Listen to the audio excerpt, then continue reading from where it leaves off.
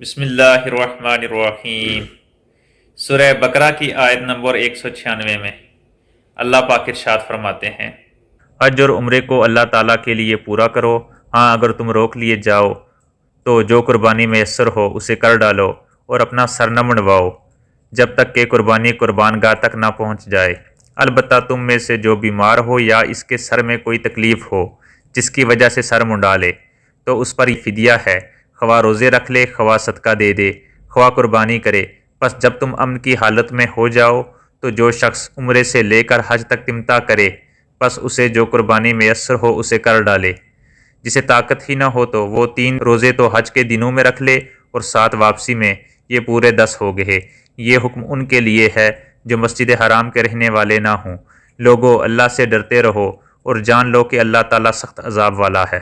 سورہ بقرہ کی آیت نمبر 197۔ حج کے مہینے مقرر ہیں، اس لیے جو شخص ان میں حج لازم کر لے وہ اپنی بیوی سے میل ملاپ کرنے، گناہ کرنے اور لڑائی جھگڑا کرنے سے بچتا رہے۔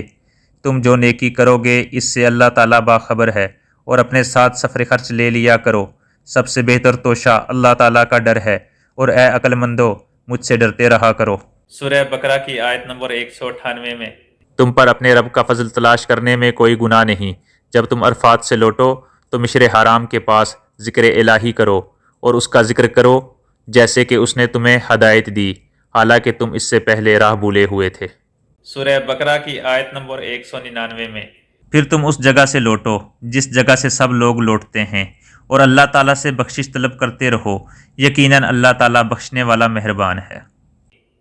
سورہ بقرہ کی آیت نمبر 200 میں پھر جب تم ارکان حج ادا کر چکو تو اللہ تعالیٰ کا ذکر کرو جس طرح تم اپنے باپ دادوں کا ذکر کیا کرتے تھے، بلکہ اس سے بھی زیادہ۔